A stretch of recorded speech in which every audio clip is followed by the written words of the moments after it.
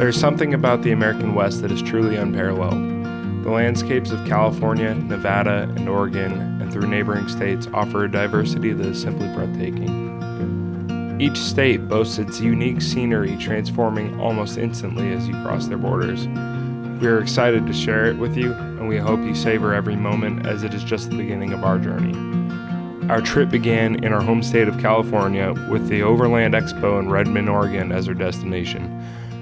But instead of taking the straightforward route up I-5, we chose to embrace the adventurous spirit of overlanding, exploring the hidden gems and the rugged beauty that the American West has to offer.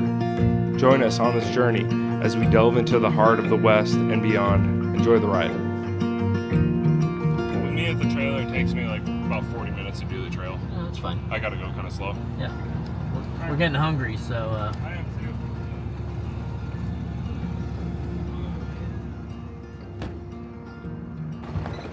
We began our journey by rendezvousing in Sacramento, California.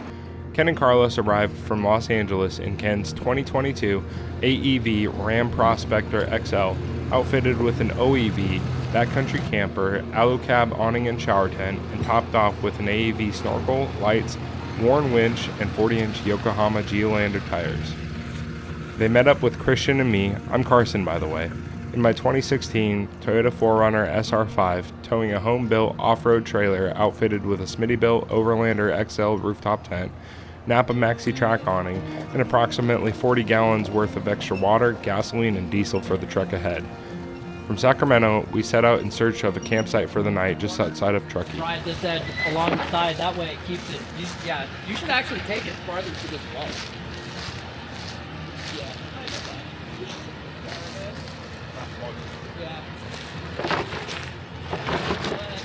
Got it.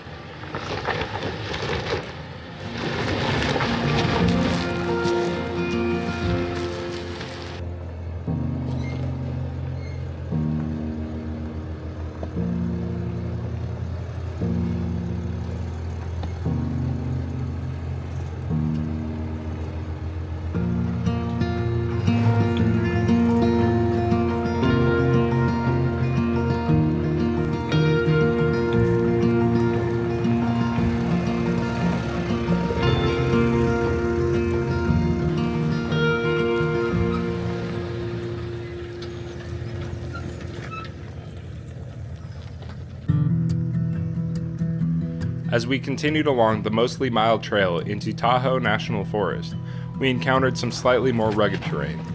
While this posed no challenge for the Prospector, my 4Runner, still on stock suspension and 31-inch tires, was being pushed to its limits, especially while towing a trailer. This section of the trail was particularly difficult due to a transfer case killer rock situated in the center of the path, creating quite the obstacle for anyone without a lift or pulling a trailer.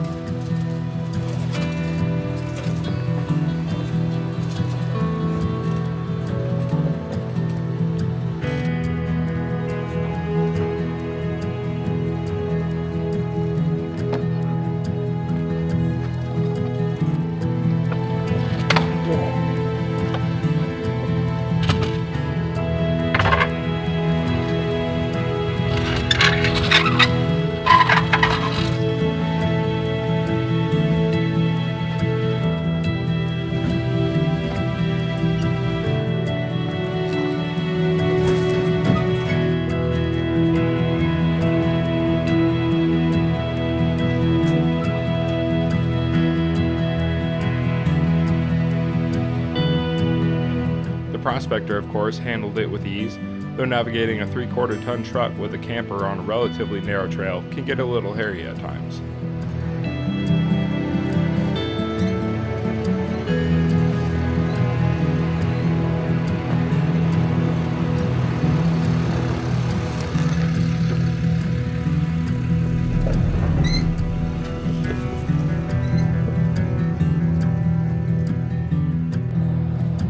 I'm gonna unhook my chains real quick just for this, because those have caught before.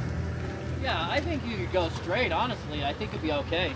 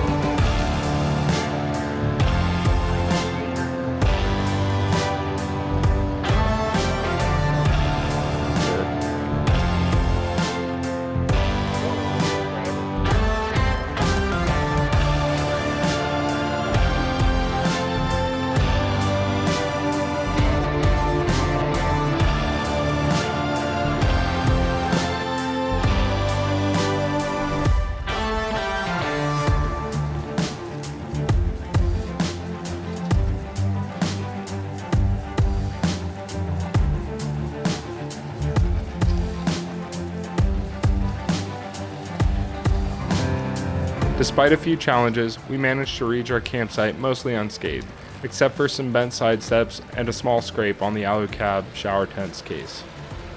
Tonight's camp is set in a large open area of small river rocks, surrounded by a crystal clear meandering creek, giving us the soundtrack of moving water to relax to. We're at our first stop on our way to Overland Expo. This is our little spot we got going. We're about to go for a little walk.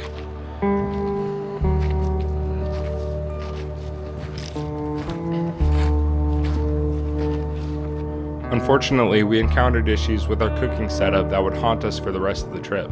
The Blackstone grill we planned to use every day refused to light properly, producing only the smallest flicker of a flame. The Blackstone's griddle directly on the flame of our gas fire pit wasn't exactly ideal. It was a bit hot and uncontrollable, but it did the job, cooking up some delicious chili dogs for dinner. Join us again for episode 2, where we find some very large crickets, check out a ghost town, and take a trail that was a little bit more than we could chew off.